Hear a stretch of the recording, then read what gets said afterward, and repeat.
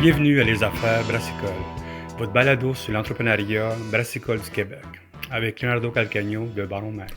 Bonjour tout le monde et bienvenue à Les Affaires Brassicole. Mon nom c'est Leonardo Calcagno de Baron Mag et merci à tout le monde d'être ici. En premier lieu, merci à tout le monde d'écouter puis bien sûr de s'abonner à Baron Pro, notre section payante d'analyse sur Baron Mag. On est de plus en plus de membres là-dedans à travers le Québec, un peu au Canada puis la France. Donc, merci beaucoup à tout le monde. Ce podcast est commandité par Inomalt. Inomalt, c'est une malterie québécoise qui est pour les brasseurs et les distillateurs. On vous offre du malt d'ici. Écoute, la meilleure façon de découvrir Inomalt, bien sûr, c'est d'aller sur leur site, mais également, une fois par mois, on vous invite à rencontrer Inomalt à Bécancour, à l'usine, faire un petit tour à l'intérieur de ça, parler avec eux autres. Puis bien sûr, écoute, à la fin, on finit avec de la bière, on finit avec des sandwichs, puis on finit avec des rencontres de brasseurs. C'est vraiment intéressant. Pour avoir plus d'informations, allez à inomalt.ca, abonnez-vous à leur infolette ou allez sur baronmac.com où à chaque semaine, on annonce qu'est-ce qui se passe là-dedans. Puis bien sûr, on a une section ce que vous pouvez vous abonner à la rencontre là-bas à chaque mois. Aujourd'hui, on parle avec la gang de la brasserie La Sage, qui est du monde avec qui on a parlé depuis longtemps. Écoute, je pense que c'est au début de Baron Mag. On a fait des entrevues au début quand ils ont commencé la brasserie.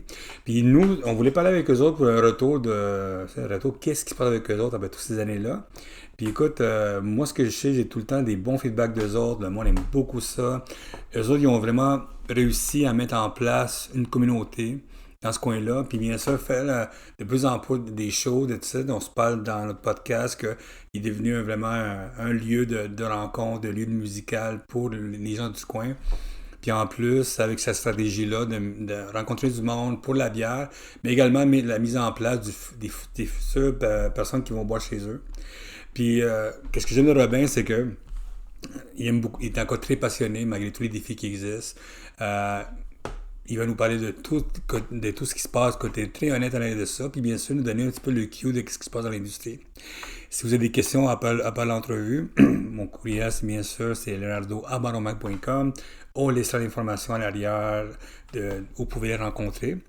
On a eu un petit problème au début de l'entrevue, c'est pour ça qu'il a fallu que je fasse une nouvelle intro. Mais il va y avoir peut-être des problèmes de son, mais don't worry, on va essayer d'arranger ça le plus possible. Puis bien sûr, écoutez, allez les visiter, c'est une gang que j'adore, mais qui font vraiment des bonnes bières. Puis bien sûr, écoute, allez voir les shows, vraiment ça. Puis encore, merci beaucoup de vous abonner à Baron Pro, puis à Baron Mag, puis à la prochaine. Ça va très bien. Excuse, j'avais un appel en même temps. Là, ça va très bien. Écoute, c'est sûr, au début, en 2021, quand on a ouvert, c'était la deuxième vague de la pandémie. Fait qu'il y avait quand même des restrictions. Il y a eu des restrictions sur le premier été. Fait que c'est sûr que quand tu as une terrasse et que tu n'es pas capable d'accueillir les gens avant quasiment la fin juin là, pour l'été, puis bon, tout ça, c'est réglé à la longue, là, mais je te dirais, depuis les 2 dernières années, là, ça fait 5 ans, là, 5 ans fait en janvier, on s'en va vers, on se prépare pour s'arrimer avec le 6e été. Depuis les 2 dernières années, les chiffres sont très bons. Là, le chiffre d'affaires est en augmentation à chacun des mois. Fait que c'est long, évidemment, à se faire connaître aussi, je dirais, à convaincre les gens. On semble être dans un coin où les gens aiment beaucoup là, leur Coors Light et leur Miller Pabst Blue Ribbon. Là, fait que premièrement, il faut leur offrir des activités. Là. On le voit chez nous, si tu ne fais pas d'activité, oublie ça, il n'y aura pas une tonne de monde qui va venir. Là. On n'est pas un bar, hein. On est plus vraiment genre Irish pub, là. C'est très familial. Les gens ils viennent pour les shows, ils viennent pour le quiz, ils viennent pour les autres activités qu'on fait aussi. Fait que c'est important de maintenir ça. Ça demande passablement là, d'énergie pour l'organiser, les animer et ces choses-là, mais ça paye. On voit, c'est payant. On voit que la quantité de monde augmente tout le temps, que l'achalandage est là, que les gens restent plus longtemps aussi, qu'ils viennent pour les shows. Là, les vendredis, ça fait déjà 4 ans là, qu'on a de la musique live avec. Cette année, on va accueillir 70 shows, incluant tous les vendredis là, à partir de la première fin de semaine de février jusqu'à quasiment la dernière fin de semaine de décembre. et 2 fins de semaine, 2 samedis par mois où on a aussi de la musique live. Fait que ça nous donne 70 shows là, cette année. Là-dessus, ça, c'est sur 18 chansonniers qui sont en rotation, plein de styles variés, des choses comme ça. Fait que ça prend évidemment du temps là, pour se faire connaître que dans la région, si tu veux de la musique live, il y en a cette journée-là. Tu viens chez le Sage Brasseur à Cowansville, c'est sûr que tu vas trouver de la musique puis que c'est bon. Ça fait une couple d'années là, qu'on on amène toujours du nouveau monde à chaque année. Des fois, on en laisse tomber, on fait une rotation, ces choses-là. On a certains artistes chouchous, je te dirais, là, que pas nécessairement moi, mais que moi, j'aime beaucoup, mais ça ne vient pas nécessairement de moi, ça vient souvent des clients qui, tu le vois, là, j'ai 4-5 chansonniers là-dessus. Toutes les autres, ça fonctionne très bien, mais ces 4-5-là, je vais avoir des réservations jusqu'à 3 semaines, 1 mois d'avance pour venir voir ce performeur ou j'ai des filles aussi, là, j'ai quelques duos gars-filles aussi qui viennent. Fait que oui, quand ils sont appréciés, la clientèle l'apprécie, puis on le voit par, comme je te dis, un achalandage accru, mais aussi un achalandage qui va se manifester des semaines d'avance en disant moi, je veux absolument être là ce soir-là quand ce gars-là est là. Fait que on est capable d'accommoder pour ça. Puis on est super content de voir que cette réaction-là des clients. La stratégie du Irish Pub, comme tu dis, d'avoir des événements, de la musique, tout ça. Puis ton lieu, tu sais, je rappelle que tu fais aussi des shows des fois à l'intérieur un petit peu, des tables fermées, tout ça. Ouais. Cette stratégie, jusque-là, tu l'as commencé, c'était déjà dans ta tête à toi? Peut-être pas 70 événements, bien sûr, mais dans ta tête, c'était déjà mis en place avant que tu commences à faire ta brasserie déjà? Oui. Personnellement, moi, j'aimais la musique beaucoup. J'ai eu des chums qui ont commencé bien de bonne heure à être drummer, bassiste. J'ai été roadie un petit peu avec eux autres. J'étais le premier à avoir un char, un trailer. Fait qu'on trimballait le stock. J'ai toujours aimé ça, ce nightlife-là, puis c'est la musique live comme ça. Fait que ça faisait, c'était clair au début que dans la microbrasserie devait faire ça pour offrir de la musique live. On est chanceux, la façon qu'on est organisé, la terrasse, évidemment, quand on joue l'été, les chansonniers sont à l'extérieur, mais ça donne directement sur un côté où on a une grande porte de garage vitrée. Alors, la terrasse et l'intérieur communiquent. C'est quasiment un toit couvert puis une place pas couverte, là, mais les chansonniers jouent pour une 50aine de personnes. Mais en hiver, c'est très intime. On est à l'intérieur avec je te dirais une 50aine de personnes. Tu en as 30 directement avec le chansonnier, puis il y en a un autre 25 juste à côté. Tu n'es pas assis avec eux, mais l'ambiance est là, le son est là. Puis les clients, des fois, on me dit pourquoi tu n'as pas juste une grosse salle? Mais je te dirais, on rencontre beaucoup de clients qui me disent tu as de la musique à soir, mais je rencontre des amis que ça fait longtemps que je n'ai pas vu. On veut pas être assis avec le chansonnier, on veut être assis un peu à l'écart pour être capable de continuer à parler. Évidemment, on fait toujours attention. Moi, ce qui est bien important, c'est qu'on ne joue pas en sourdine, mais quand tu es assis dans la salle, il faut que tu sois capable de te tourner avec la personne à ta table ou en face de toi ou à la table à côté, puis leur dire un mot sans avoir à hurler. C'est important. Sinon, tu sors de là, tu as la tête qui explose. Là. Mais c'est sûr que quand la salle au complet embarque puis ça se met à chanter, là, le son est plus fort. C'est pas nécessairement le chansonnier qui joue plus fort, c'est l'ambiance totale qui est électrisante et les gens qui embarquent. Là. Mais quand même, 70 événements, c'est beaucoup d'événements dans une année, tu sais, quand on sait qu'il se passe là-dedans. Mais en plus, je vois de plus en plus du monde qui ont des 120 dates, des 130 événements. Je vois, nous autres, on a commencé un calendrier culturel des brasseries, nous autres, puis on voit du monde qu'à chaque semaine, il y en a de plus en plus, du monde que je voyais jamais. Tu sais. Toi, c'est sûr, quand tu as commencé ta brasserie il y a quelques années, c'était, disons, début de la pandémie, changement, plein d'affaires. Tu étais dans un moment de défi aussi. Tu es rentré dans un moment où on voyait un petit peu la baisse des ventes des bières, tout ça. Mais toi, tu as réussi à mettre en place une stratégie intéressante, c'est que vous gardez le monde chez vous. Qu'est-ce qui a changé dans ta tête de brasseur entrepreneur depuis le début, tu as lancé ta brasserie à maintenant? Qu'est-ce qui a changé dans ton concept quotidien là-dedans? Je te dirais pas grand-chose. Non, parce que comme on avait déjà... Quand j'ai suivi le cours de brasseur, puis évidemment, on a fait énormément de recherches avant d'ouvrir. Là. On a fait de la recherche entre le Québec, l'Ontario, puis la Colombie-Britannique que j'avais à faire là régulièrement. On voyait ce qui se passait dans la scène, puis c'était clair pour nous autres que ce qu'on voulait faire, c'était un brewpub. Les activités étaient sur place, on était capable de contrôler ce qui se passait beaucoup plus. C'est pas immense. On connaît moi, je parle à peu près, je suis là pratiquement tous les jours, mais quand je suis là, je parle à tous les clients. C'est très humain, c'est très proche du client. Ça, on se le fait dire souvent si tu vas sur Google, tu regardes les revues, la trois quarts des revues vont dire ah, le brasseur est venu s'asseoir avec nous autres puis il a jasé. Ça, les gens aiment ça. Alors, puis, je suis un gars social, fait que pour moi, ça, ce bout-là, c'est important. Faire de la musique, c'est important. Bon, on s'est ajusté sur la nourriture. Au début, ça ne me tentait pas. Je ne voulais pas avoir un restaurant. C'était clair.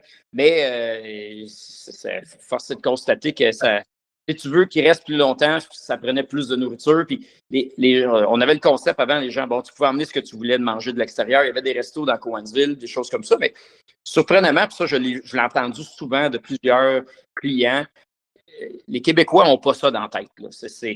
En Colombie-Britannique, ça n'avait pas l'air de déranger personne, mais ici, là, le concept d'aller chercher de la bouffe ailleurs, s'asseoir ou se faire livrer, il y a bien du monde qui avait de la misère avec ça, puis ils trouvaient ça gênant. Fait que, je te dirais, le seul changement, c'est qu'on est parti de un peu de bouffe à pas mal plus de bouffe. Moi qui faisais de la bouffe, là, j'ai un cuisinier qui travaille et qui fait ça à temps plein. On développe des choses ensemble, tout ça. Mais le reste de l'approche de la micro, la production, ces choses-là, on avait déjà compris. De toute façon, on n'était pas intéressé à faire de la distribution à grand déploiement. L'équipement, ça, c'est vraiment toute la shape est faite sur un brewpub. Là, on brasse du 800 litres. Si on voulait faire de la distribution, ça aurait fallu faire au minimum 1500, 2000 litres là, pour que ça fonctionne et que ça vaille la peine.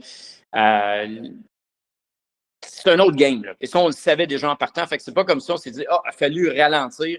Nous autres, on pousse sur le local, sur le brewpub, les activités sur place, des collabos proches, des choses avec la ville. On participe dans les petits festivals qui sont autour de chez nous pour se faire connaître. Mais évidemment, ce qu'on veut, c'est que les gens viennent chez nous principalement.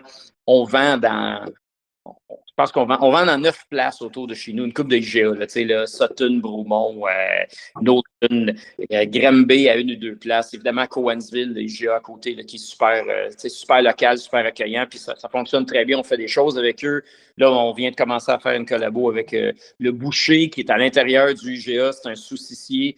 Une de ses saucisses, c'est notre bière qui est dedans. Fait que, c'est ce genre de collabo, mais puis se tisser proche, mais dans la communauté, là, dans ces choses-là. Je travaille avec 2 autres marchands proches, le propriétaire de la papeterie à Cowansville, puis le propriétaire d'une friperie qui s'appelle. Comment ça s'appelle déjà? Ça va me revenir.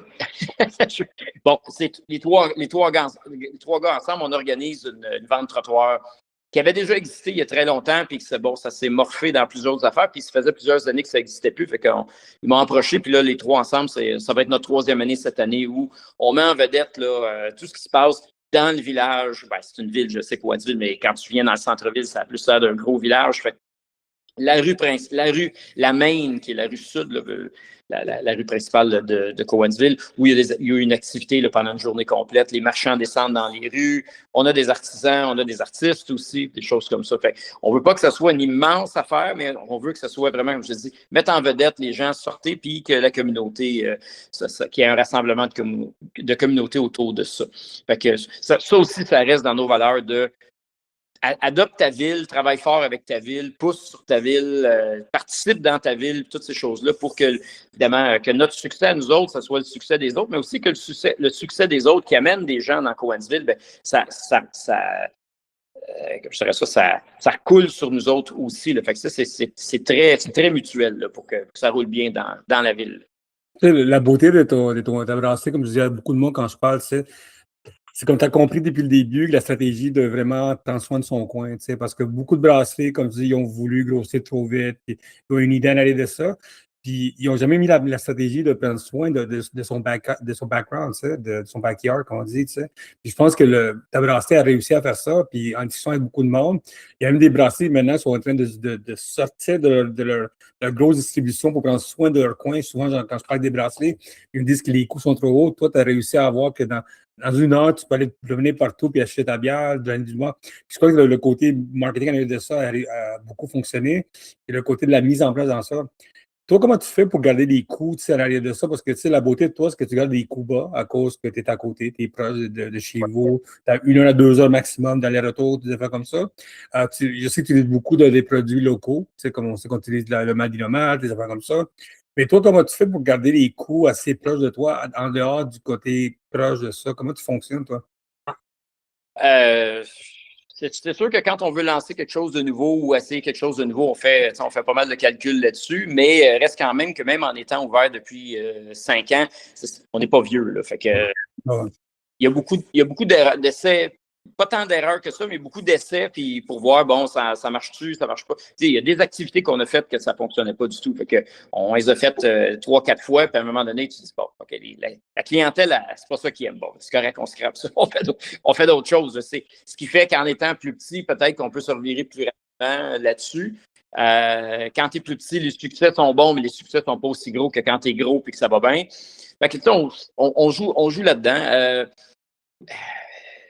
Le prix de la bière, le prix de la bière est déjà dicté sur la tablette, puis sur les 12 bars autour des 12 bars puis restaurants pas. Non, micro puis bars qui sont autour de nous autres. Fait que c'est sûr qu'on check exactement ce qui se passe là-dessus. Mais on essaie de faire attention, je te dirais, on n'essaie pas de faire attention. On fait bien attention. Faut pas que tu brûles le client. Là. Ça, c'est notre façon de voir. Là. Je sais bien, là, tu peux faire juste mathématiquement l'affaire, mais j'entends parler des clients constamment qui me disent ça coûte cher, mais chez vous, c'est normal, ça ne coûte pas trop cher, puis on sort du site, ça ne nous a pas coûté 150$ là, pour une soirée.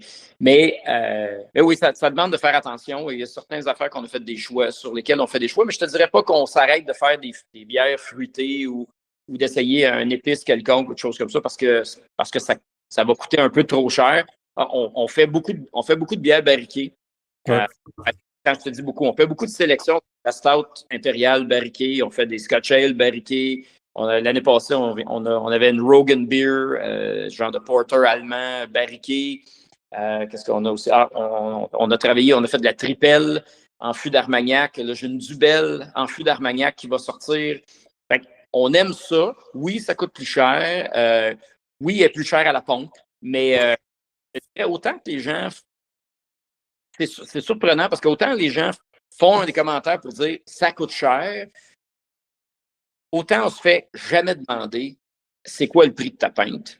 Ou cette barriquée-là, tu sais, je veux dire, elle est 2 piastres et demi, 3 piastres plus cher que l'autre. Les gens ne posent même pas la question. Là. Fait qu'ils apprennent parce qu'ils veulent découvrir, c'est ça qui les intéresse. Ça fait partie de leur budget, mais non, puis je le vois même sur les pourboires, des fois, des serveurs et des serveuses qui reçoivent ici, parce qu'évidemment, on vérifie tous les soirs là, les rapports. Je me dis, tabarnouche, le monde sont généreux. Là. Évidemment, ils sont généreux parce qu'ils aiment la place. On est très attentionné avec eux autres, on prend le temps, puis le service est bon, puis tout ça. Mais il reste quand même que les clients sont très généreux, même si on est dans un environnement où c'est vrai que on le voit tu vois à la pompe, là, ça me coûtait 80$ faire le plein sur la minivan, mais c'est rendu 105$ faire le plein sur la minivan. Fait que ça, tout coûte cher. C'est vrai que tout coûte cher. Mais les gens sont encore toi. Fait que c'est sûr que tu prends le temps et ils se sentent bien quand ils viennent chez vous. Ben, les gens ne se posent pas trop de questions sur les prix parce qu'ils savent que la qualité va être là, puis le service va être là aussi. Fait qu'on ça se répercute aussi dans les pourboires. On le voit on le voit dans les rapports. Là. Fait que c'est ce qui me surprend tout le temps, même en entendant les gens dire ça coûte cher. En général, la vie.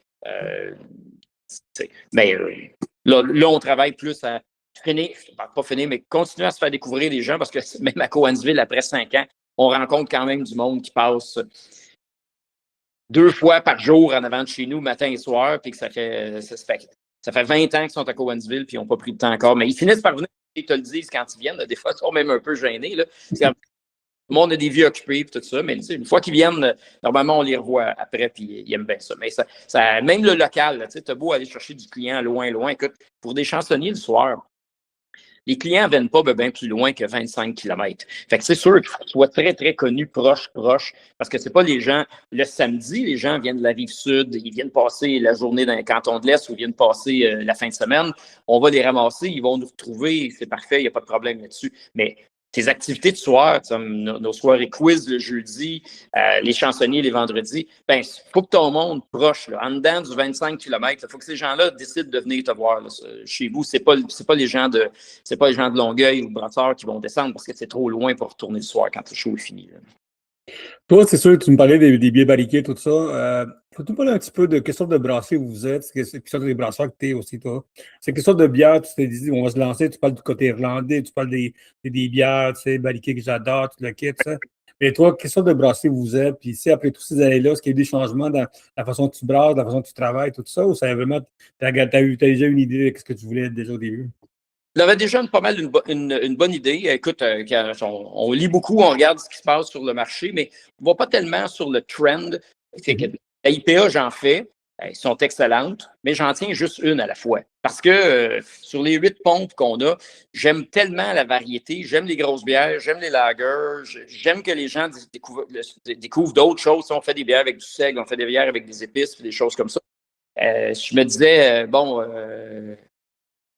si on sort 4 IPA, ben, ça m'empêcherait personnellement d'être capable de t'offrir d'autres choses à découvrir sur les palettes de bière. Oui, on est taxé souvent sur la bière allemande et la bière belge en général, mais de temps en temps, je ne peux pas dire que j'ai fait beaucoup de britanniques. Là, c'est quelque chose qu'on va probablement pousser un petit peu plus pour le fun. Moi, j'aimerais tellement, là, si les clients embarquaient et on faisait les fûts sur le comptoir. Là. Oui. On commence avec quelques affaires, mais c'est sûr que si ta clientèle n'est pas tellement là-dedans, c'est peut-être un peu plus difficile. Mais regarde, les Belges et les Allemands, les gens les aiment beaucoup. Le barriquet, on en fait, mais pas en tonnes, juste pour que ça soit toujours assez exclusif. Il n'y en a pas c'est pas des grosses quantités, c'est 1, 2, 3 tonneaux, gros max là-dessus. Mais non, le style de brassage n'a pas vraiment changé. Là. On explore différentes affaires. Comme vois-tu, là, aujourd'hui, je suis en train, quand tu m'as appelé, là, je savais qu'on brassait aujourd'hui. On est en train de brasser une Grodzisky ou une Grazzer. C'est une petite bière fumée. Bon, la première fois, on l'a essayé l'année passée. Moi, j'aime bien ça, mais c'est un petit peu plus far out. Pas trop, mais parce que c'est boucané légèrement. Les clients vont-ils aimer ça? Bon, écoute, ça a pogné, c'était frais, c'est rafraîchissant. On est à 3,9 fait qu'évidemment, cette année, on en refait, mais on en refait un petit peu plus parce qu'on sait que ça va bien sortir cet été. Mais c'est sûr, quand c'est quelque chose d'un petit peu plus de côté, on en fait un peu moins la première fois. On regarde c'est quoi la réception chez les clients. Mais normalement, quand ça pogne, oui, on le restait, puis là-dessus. Mais on a rendu un calendrier, une sélection d'à peu près une cinquantaine de bières en rotation sur à peu près 1 an et demi. Fait que les clients découvrent beaucoup de nouvelles choses. L'année passée, l'année passée en 2025, mais en novembre 2025, on a fait notre première soirée. C'était inspiré d'une autre brasserie. J'avais regardé qu'eux avaient fait une soirée, ils avaient invité plein de brasseurs qui ont des foudres, qui font de la maturation en foudre, puis des bières spontanées, puis des bières un petit peu plus surettes ou des choses comme ça. Puis moi, j'aime beaucoup les bières foncées. Puis on s'est rendu compte, écoute, on en avait déjà 6-7, fait qu'on a brassé une coupe de plus. Puis à la fin novembre, on s'est fait un petit festival un soir avec une quarantaine de clients invités. Sur le côté de brassage qu'on avait tout vidé pour se faire de la place, on avait un buffet, 10 bières noires à volonté toute la soirée. Là, c'était un prix, tu avais un galopin, puis tu te promenais avec ton galopin, puis t'essayais tout ce que tu voulais autant de fois que tu voulais dans la soirée. Fait que c'était similaire un peu à ce que j'avais vu dans une autre microbrasserie. Eux autres, c'était du foudre, d'autres genres de bières, mais je m'étais dit, si on aime ce style-là, on devrait faire quelque chose. Puis la réception, écoute, on se fait toujours dire que ce qu'on fait ici, quand les gens sortent des shows, les gens aiment ça, on a des commentaires. Mais cette activité-là, on fait l'Oktoberfest, on a des très bons commentaires sur l'Oktoberfest, les gens aiment ça, puis ils reviennent d'année en année. Cette année, ça va être la 5e année qu'on fait l'Oktoberfest. C'est toujours un peu plus gros. Pas trop gros, mais juste un petit peu plus gros. Mais le festival de bière foncée, la soirée de bière noire là, qu'on s'était faite,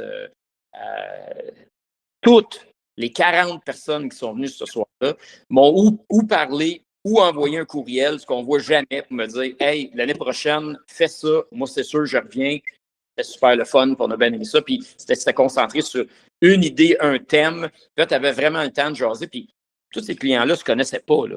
Ben, ils me jasaient un peu dans la soirée parce que pendant que je faisais le service et ces choses-là, mais le reste, là, ça jasait tout ensemble. C'était devenu une communauté d'échange sur les bières foncées. Puis les gens avaient un sujet. Puis en tout cas, c'était super le fun à voir. Puis c'est clair que les clients avaient bien aimé ça. on s'inspire aussi là, de la réponse de nos clients là, dans ce qu'on fait. Puis là, c'est beau parce qu'il y a beaucoup de monde qui, je sais, sont tentés à la bière foncée. Moi, je connais beaucoup de monde. Moi, je suis un fan de bière, des porters, tout ça. Puis je sais qu'il y a chaque année du monde sont tentés de faire des festivals comme ça, des affaires comme ça. C'est intéressant que tu as fait une stratégie comme ça. Tu penses qu'ailleurs, ça pourrait travailler ça ou il faut vraiment que tu travailles ton local pour que le monde embarque plutôt que faire quelque chose de gros? Qu'est-ce que tu en penses, toi? Non, ça pourrait probablement se faire, trouver une communauté qui fait un petit peu plus de foncé. C'est drôle parce que quand on va dans un festival, comme quand on va à la Grande Coulée à Orford, quand tu fais le tour, bon, il y a pas de thématique, mais des fois, tu te ramasses une année, il n'y a pratiquement pas de surette, puis d'autres années, il y en a plein. Des fois, c'est bien des bières fortes, puis des fois, il y en a un peu, mais pas tant que ça. Mais oui, probablement que tu pourrais faire quelque chose, que ça soit même juste un pop-up, une soirée là, en quelque part, puis une coupe de micro, puis tout le monde partage, que ce soit soit de la surette, ou soit des lagers, ou soit des foncés, des regroupements de bières qui ont une thématique qui s'étend bien. Là. Absolument.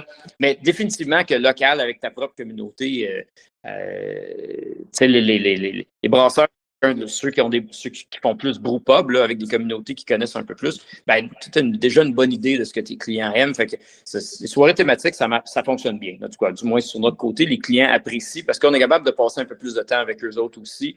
Puis eux ont un sens d'appartenance à la micro. Là. C'est drôle, ça. Quand les gens viennent dans ce côté de brassage, bon, je suis là tous les jours. Là. Je ne suis pas blasé. Moi, j'aime bien ça. Je regarde mon stainless. Ça m'allume.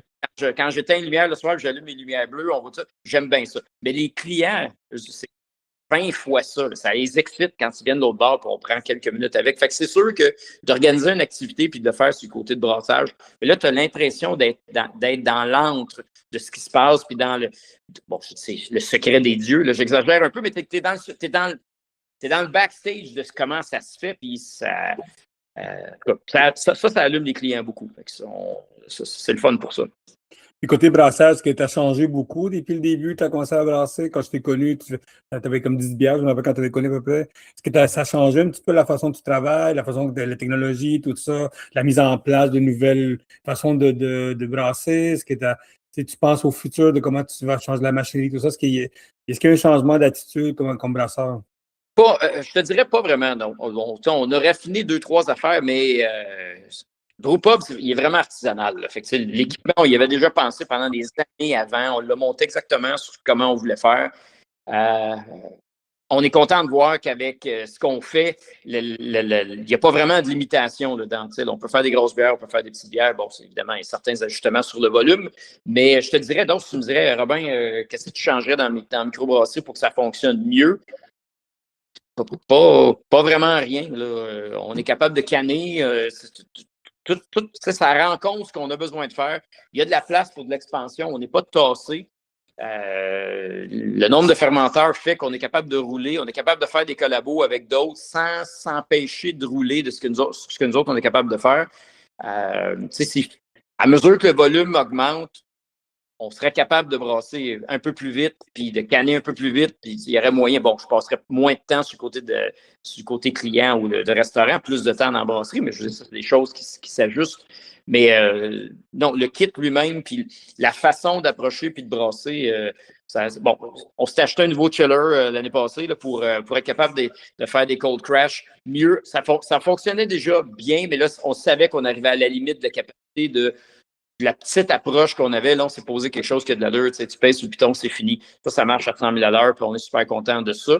C'était vraiment la seule chose qui avait besoin d'un coup de main. Puis on le savait, là, ça faisait déjà 3 ans là, que, bon, OK, on planifie, ça va. Oui, on le voit qu'on a vraiment besoin. Fait que quand on a fait le switch, ça a été clair. Là, il y a assez de pouvoir de chiller à ça. Si je veux faire 4 cold crash en même temps, on va être capable de le faire. Là. Fait que ça nous. L'été, là, des fois, ça m'énervait un peu, mais là, ça fonctionne. Fait qu'on n'a plus besoin. On peut se concentrer sur d'autres choses. Puis, on a été capable de réduire notre temps parce que tu n'as pas besoin T'as pas besoin de planifier, OK, faut pas que je touche à celle-là, faut pas qu'on refroidisse celle-là, faut faire celle-là, puis tenir le bright tank froid, puis ces affaires-là. Tu sais, ça nous limitait. Là, c'est plus grave. Là, je peux faire un cold crash, puis je peux canner en même temps, puis il n'y a aucune limite dessus. Fait que ça va bien. Mais le reste, non. Le brewpub roule bien, l'équipement va bien, puis on augmente les activités. La production augmente à chaque année aussi. Fait que on peut pas vraiment se plaindre. Oui, ça demande énormément d'efforts pour que le client te reconnaisse, puis qu'il vienne, puis dire au monde, venez. Mais regarde, cette énergie-là dépensée, on voit un retour là, au pub. Là. J'aime beaucoup la fois du pouvoir de Schiller, man. Ça fait un beau t-shirt, ça. Ouais. Écoute, tu sais, une des affaires au début de l'entrevue, on parlait, tu sais, le changement vraiment qu'il y a eu encore une vie dans ton coin à toi, tu sais. Il y a une petite fête qui a fermé, qui était vraiment dans ton coin, je me rappelle, c'était vraiment oui. gros. Il y a eu des gros changements d'affaires, il y a beaucoup de bars qui ont fermé, des restaurants qui ont fermé, tout ça. Comment ça va dans ton secteur à toi, ton industrie à toi, disons, mettons 55 km, tu as Ungava qui est à côté de chez vous, tu as une compagnie t'as quand même, le monde ne savent pas, mais Ungava, c'est une des grosses compagnies qui est à côté de chez vous. À côté de chez vous aussi, il y a une des plus grosses compagnies de co-packaging, de drink. À côté de chez vous aussi, Trisec, je pense, à eux autres. Puis t'as un beau café que, écoute, à chaque fois que je vais là-bas, ils vendent des meubles, tout ça, mais je veux tout le temps chercher un café à ce point-là. Cowansville, c'était quand même un beau petit secret qui à l'arrivée de ça. Qu'est-ce qui se passe dans ton industrie, disons?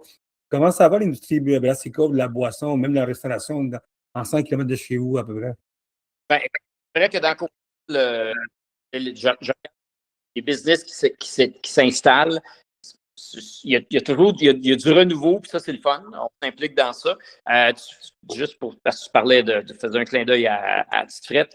Bon, écoute, c'est dommage. Je vois, là, je pense qu'il y a à peu près un mois, je le disais dans tes pages, le dernier Petite Frette vient de fermer. Là. C'est fini, ça, c'est rendu une histoire, là, ça n'existe plus. Écoute, on faisait affaire avec un des deux premiers Petites Frettes qui avait été créé était à Cowansville. Qui était à 300 mètres de chez nous. Puis, quand ça avait été vendu en franchise, la famille qui était propriétaire de ça, qui était aussi la même famille propriétaire à Farnham, on faisait énormément de choses avec eux. Même les gens qui me disaient, les clients disaient, il y a une autre brasserie à côté. Non, fait que on éduquait. Non, c'est une épicerie spécialisée qui vendait des bières de micro. On vendait chez eux. Puis on vendait beaucoup, là. On vendait même énormément là. Ça que ça a disparu, c'est un marché sur lequel on travaille à essayer de retrouver ces clients-là parce que ça ne s'est pas traduit, si on le regarde, ça ne s'est pas traduit avec des ventes augmentées chez IGA. Les ventes chez IGA ont augmenté légèrement, mais pas par la même proportion du tout du chiffre d'affaires qui était vendu aux petites frettes qui étaient juste à côté de chez nous. Fait que ces clients-là sont allés où? Se sont tournés vers peut-être que la facilité du petit fret était là, proche.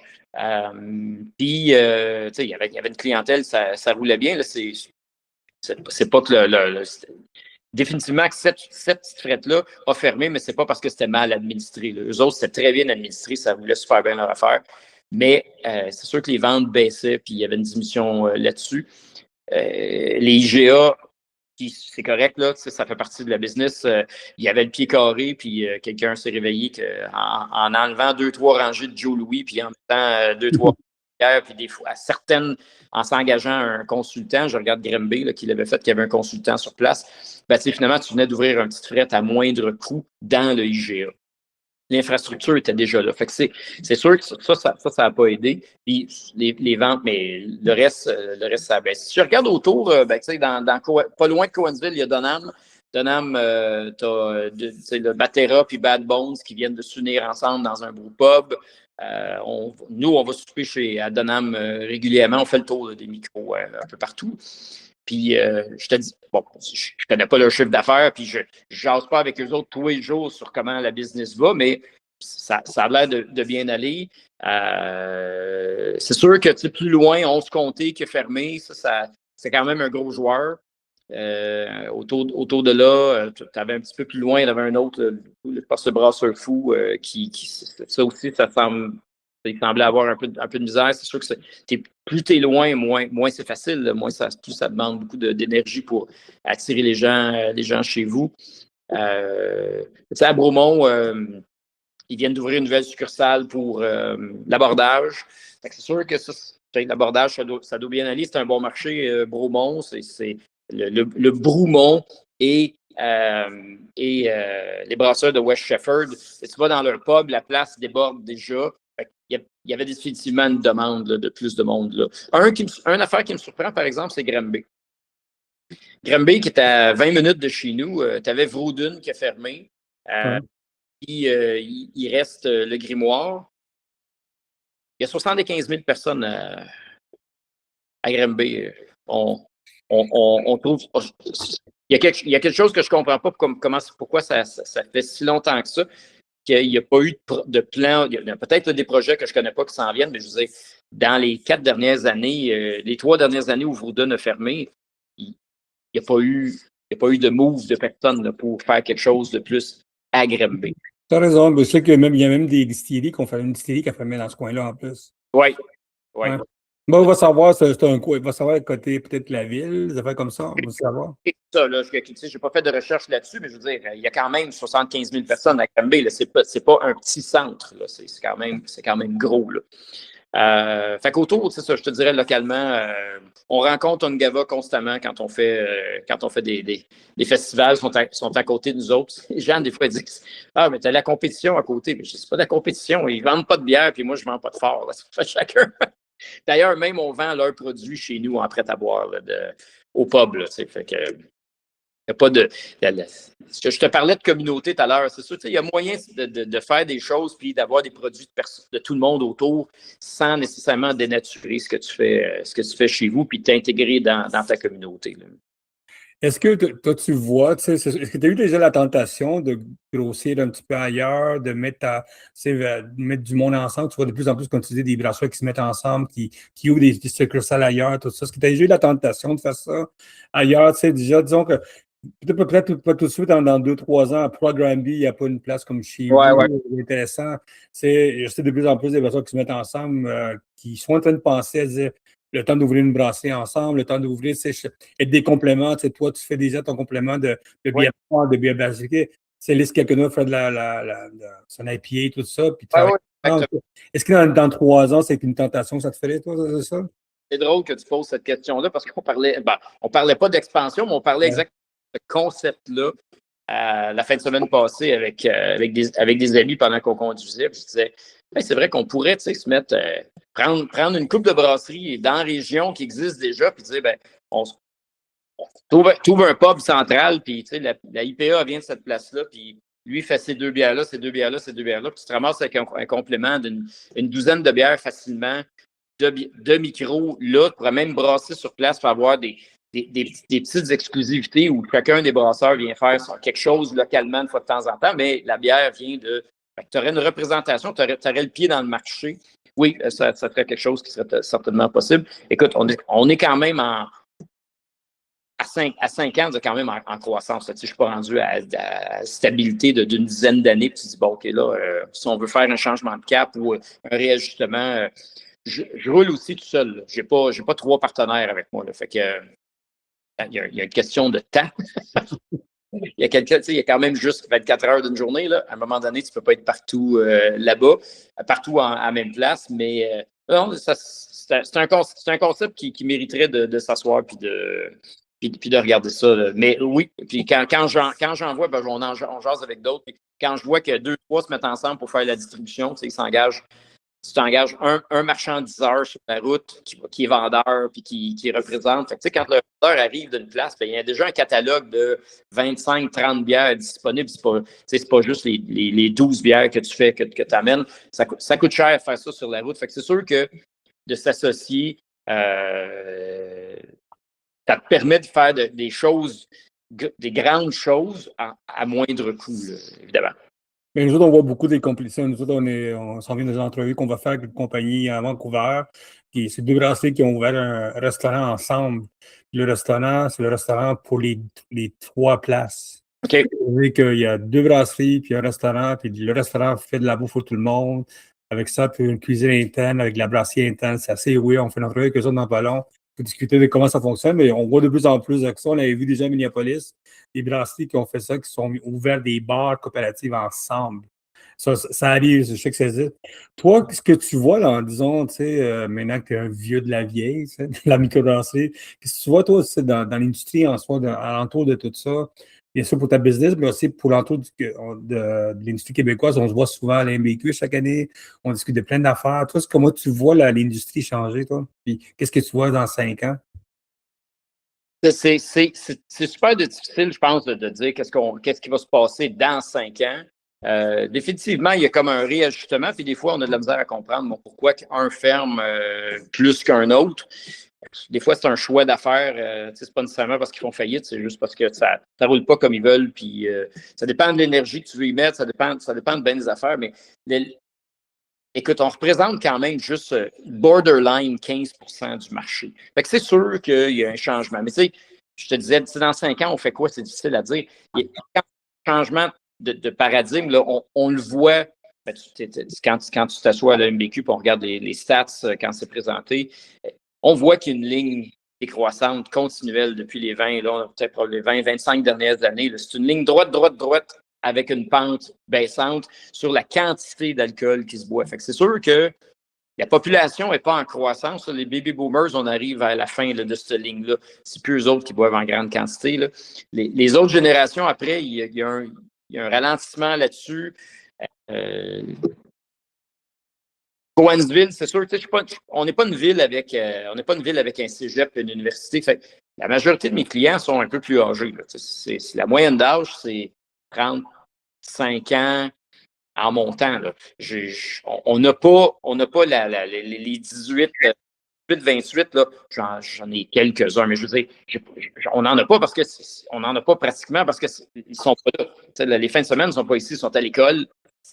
Sont dans leur ville respective, que ce soit à Granby pour le cégep ou le cégep et l'université à Sherbrooke. Fait que c'est sûr qu'il y a comme un exode de jeunes dans Cowansville, mais ils sont partis pour aller étudier ailleurs. Je regarde juste avec mes enfants. Bon, mes enfants qui ont découvert la bière de micro parce que j'en ai brassé chez nous pendant des années. Ils aiment ça, c'est ça qu'ils boivent, mais pas en même quantité, pas au même rythme, puis ils en boivent plus des petits drinks prêts à boire, puis des petits shaky, qui n'est pas de la bière. Là. Fait que c'est sûr que quand tu te spécialises à vendre de la bière, faut-tu vendre plus d'autres choses? On vend de plus en plus de vin. Les clients ont compris que tu peux venir d'une microbrasserie avec tes chums, puis pas aimer la bière, puis que tu vas trouver du vin qui a de l'allure, puis ça tu viens pour la soirée à la fin. Là, tu viens quand même manger chez nous, tu viens quand même écouter tu viens prendre un verre de vin, puis tu viens écouter le band. Ça t'exclut pas. C'est sûr, je pense qu'il faut travailler là-dessus sur la microbrasserie, un peu parce qu'on le voit avec les clients. Les clients m'appellent et me disent « Vendez-vous juste de la bière? » Ben, non, on vend d'autres choses. On n'est pas un bar, puis en plus de ça, on n'est même pas un bar complet. Je n'ai pas de tranche d'orange puis d'olive, puis je ne mets pas de petits parasols. Ce qu'on a, c'est des prêts à boire de d'autres choses. Je fais pas de sans-alcool. Je vends des sans-alcool de d'autres micros ou de d'autres distillateurs pour offrir une plage de produits, bonne sélection. Mais dans la tête du Québécois encore, peut-être pas complètement, mais beaucoup, aller dans une microbrasserie, ben, c'est parce que tu bois de la bière. Tandis que ce qu'on essaie de dire aux clients, c'est quand tu viens d'une microbrasserie, ou tu viens chez nous dans la microbrasserie, c'est on t'offre une activité avec de la bouffe, puis tu peux venir te divertir aussi, mais tu as le choix. Tu n'es pas obligé de juste être un amant de bière pour être capable de venir en microbrasserie. Localement, on commence à le voir, on a de plus en plus de familles qui viennent. On fait des soirées de jeux. On joue le samedi, on a des activités en rotation. Juste comme exemple, on joue au bingo pendant 2 heures de temps, une fois par mois. Ben, j'ai bien des grands-parents qui viennent prendre une bière ou un verre de vin, puis ils emmènent leurs petits-enfants. Puis en famille, on joue au bingo, toute la gang ensemble. Fait que il y a ça là-dessus, je pense qu'il faut certainement sur le marketing général de la microbrasserie, que c'est un lieu de rencontre et non pas juste un lieu pour boire de la bière. Oui, c'est vrai qu'on se concentre à fabriquer de la bière sur place, mais ça n'empêche pas, comment je te dirais ça, les les accompagnateurs de buveurs de bière qui ne sont pas des buveurs de bière à les suivre et à venir dans ces endroits-là. Écoute, si je me fais poser la question, peut-être que c'est juste autour de Cowansville, mais ça me surprendrait bien gros. Je suis pas mal certain qu'il y a bien des places, les gens se disent on ne peut pas aller là dîner le midi parce que c'est une microbrasserie et qu'il y a juste de la bière à boire. Tu sais, je ne peux pas juste venir prendre un Coke, manger le smoke meat de la microbrasserie, j'y retournerai une autre fois parce que j'ai juste ce temps-là le midi. Il y a certainement un travail à faire là-dessus. Je pense à l'échelle plus grosse que juste la communauté proche. Là. Mais c'est intéressant ce que tu dis, parce que le côté éducation de la mise en place, de faire comprendre au monde que c'est un lieu de rencontre, un lieu de la mise en scène, que tout le monde est bienvenu, puisque je trouve intéressant d'avoir tout ça. Écoute, j'avais été une brasserie à Calgary, où j'ai découvert qu'ils faisaient leur propre cola en plus, ils faisaient leur propre drink, ils faisaient comme ça, ils rencontraient du monde. Je trouve intéressant de penser à ça. Est-ce que tu penses qu'on devrait de plus en plus travailler avec les autres associations, que ce soit la microbrasserie, de restauration, tout ça, de mettre en place éduquer le monde à ça. Dire, écoute, on est quand même complément dans à l'offre qui est à travers le Québec. Oui, je pense que oui, parce que, on le voit, je regarde plein d'autres micros qui ont des shows et des choses comme ça. Fait que, à la fin, oui, tu es une microbrasserie, mais tu es un endroit de rencontre. Tu viens ou un endroit de découverte ou une salle de musique, même si tu es une microbrasserie en partant. Fait que les activités qui sont connexes là, d'endroits de rencontre, c'est peut-être mal connu ou on est vu comme étant possiblement ultra spécialisé dans la bière. Fait que si tu n'adhères pas à ça, bon, je comprends, j'ai encore là la bière forte. Là, je dis, non, tu vas à une microbrasserie, puis il y a peut-être une ou deux bières fortes dans leur sélection à mesure que ça change. Puis tu as des lagers, puis des choses, plein d'affaires à 5 puis en bas de 5 là. Fait que, mais définitivement que c'est quand même un endroit communautaire de rencontre et de découverte et non pas juste associé à la bière. Oui, c'est associé à la bière, mais je veux dire, on est beaucoup plus que ça. Puis je vois que tous les autres micros, la majorité des autres micros offrent plein de. Tu parlais, là, ils font leur propre cola. Ça fait des années qu'il y a du monde qui font des eaux Perrier, des choses comme ça, aromatisées, des houblons, pour étendre leur gamme de produits aux non-buveurs de bière. Mais c'est certain que faut travailler sur le préjugé, je pense, du Québécois moyen qui dit une microbrasserie, c'est associé à la bière. Et qu'on s'empêche de venir. Écoute, j'ai du monde de certain âge qui finalement viennent ou bien d'une église, les madames qui décident de venir prendre, pas une bière, ils sont venus prendre un petit verre de vin avec une amie qui prenait de la bière, mais ils sont venus dans la place s'asseoir. Ils m'ont dit, mon Seigneur, c'est super cool. J'avais jamais pensé que ça avait l'air de ça ou que c'était ça l'ambiance dans une microbrasserie. Ça veut dire qu'ils n'étaient jamais allés dans une autre microbrasserie avant parce que ça s'appelle une microbrasserie puis que le préjugé, c'est qu'il y a juste de la bière dans une microbrasserie. Je pense savoir qu'est-ce qu'ils pensaient dans leur tête. Est-ce que le monde se battait à coups de poing sur la gueule là-dedans? C'est comme c'est un bar, c'est comment ça? Avant d'ouvrir, pendant qu'on faisait les rénovations ici, dans une de nos salles de bain, ici, c'est une ancienne caserne d'ambulance. Fait que les ambulanciers et ambulancières qui travaillaient ici, il y avait une douche. Parce que tu vas d'un call, des fois, tu reviens et tu es un peu beurré. Là, fait que il revenait avec le truck, tu prends une douche, tu changes d'uniforme, puis il repartait pour finir le chiffre. La douche, on ne l'a pas enlevée. On l'a intégrée à la salle de bain. Puis moi, je l'utilise. Tu sais, quand je brasse, des fois, l'été, tu sors de là, t'es à tordre, t'as chaud. Là. C'est normal. Mais le menuisier qui faisait le travail avec moi, c'est l'ami de la famille, mais le menuisier qui était venu faire les travaux, ces choses-là, il dit Robin, il faut absolument enlever ça. Hey, tu vas voir, là, ils vont te péter ça dans les deux premiers mois. Là, je dis voyons donc. On n'est pas un bar de danseuses, il n'y a pas personne. Ouais, la patente, là. Fait que, puis, surprenamment, il n'y a pas une journée qu'on est ouvert où il n'y a pas une personne qui dit à quelqu'un en passant, parce qu'il passe faire une bar, hey, t'as-tu vu ça? Il y a une douche dans ta toilette. Fait que les gens trouvent ça bien drôle. Mais bon, oui, évidemment, il y a ce préjugé-là quelque part où les gens disent c'est un bar, c'est un bar. Écoute, notre bar, on a. Bon, chaque micro organise de la façon qu'ils veulent, mais à cause de la largeur, notre bar n'a même pas de chaise à côté du bar. On sert, on va servir aux tables, puis on sert au bar. Mais ce qu'on veut, c'est que les gens s'assoient à une table avec leurs amis, puis qui jasent. Et non pas d'avoir une gang de vieux assis au bar, à siroter à 11h30 une bière toute la journée jusqu'à 8h le soir. C'est pas ça l'ambiance qu'on veut, puis c'est pas ça l'ambiance que. Fait que, on s'organise pour que l'ambiance soit conviviale, familiale, puis de groupe, puis plaisante. Là. Excellent. Écoute, Robin, comme toujours, man, félicitations pour tes années. Écoute, comme je te dis, on a fait l'entrevue avec toi, ça faisait pas longtemps que tu avais ouvert la microbrasserie. Tu as réussi à faire quelque chose d'intéressant, puis je trouve intéressant ton idée, la stratégie de la mise en place, de prendre soin de ton coin. Je pense que tu as réussi. Cowansville, c'est une ville que j'ai connue à cause de toi, honnêtement. En allant dans ton coin, puis j'ai trouvé que c'est vraiment une ville qui bouge beaucoup. Il y a des beaux magasins, il y a des belles boutiques. Puis, on est amis avec la gang de Nugava, on va aller voir des fois. Oui. La gang de bière. C'est très sec, la gang qui font les. Québec, qui font. Les Québec qui font ça, qui font tous les drinks à tout le monde, que personne ne connaît. Ils font tout le copaxien à tout le monde. Puis bien sûr, avant de quitter, Romain, qu'est-ce qui s'en vient comme bière, à part la Black Tuberose Régna, qu'est-ce qui s'en vient comme bière dans pas long?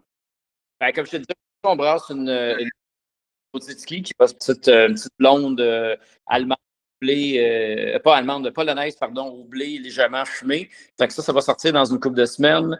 J'ai de la Scotch Ale qui va sortir, qui est prête.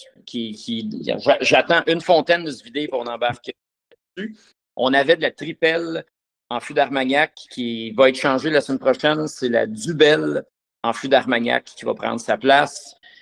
Qu'est-ce qu'on a aussi? On a notre festival, comme je te dis, de bière foncée qui va être. On va annoncer les dates bientôt dans notre infolettre.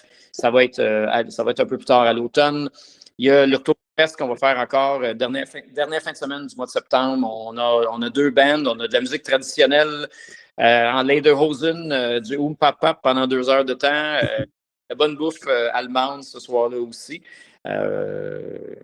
Ouais, il y a quand même la liste est longue. On a de la Camerise en main, des bleuets, puis du cassis. Fait qu'on a trois fruits là, qui s'en viennent cet été. Pas tout en surette. Il y a des affaires qui vont être en surette, d'autres affaires un petit blonde, puis des choses comme ça. Puis celle à la Camerise, on est en train de monter une nouvelle bière là-dessus. C'est une nouvelle création pour cette année. Fait que on va regarder ce qu'il y a comme probablement nouveau tonneau. Là. J'ai de la Scotch Ale barriquée en fût de whisky qui va sortir. On fait de la lager noire qui s'en vient. Puis il va y avoir un deuxième rinçage de lager noire en fût de whisky. Ça va sortir à l'automne aussi. Fait que plein de nouvelles affaires, plein d'explorations, puis du moins pour nous autres, puis pour nos clients sur place.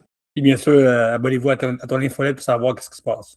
Oui, à l'infolette, sur le site web, puis évidemment le reste des réseaux sociaux. Là, on publie beaucoup. Là. Mais l'infolette, ça, c'est quand même, ça aide beaucoup. Puis comme je dis, sur le site web, toutes les activités sont là dans la section activités. Là, tout le monde est déjà booké. Tu peux voir exactement quand on fait nos quiz, quand on fait nos bingos, quand on fait nos chansonniers. Toutes ces nouvelles activités là, durant l'été puis à l'automne là, qui vont être là-dessus. C'est tout sur le site web. Est-ce qu'on voit le saucisson à qui tu travailles? Est-ce que tu fais un du saucisson chez vous? Oui.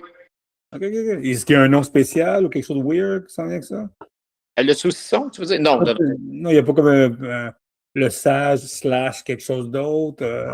On met la bière dedans, on fait un peu de marketing avec eux autres, mais on va avoir des barbecues cet été, puis les barbecues, évidemment, vont mettre en vedette là, cette saucisse-là.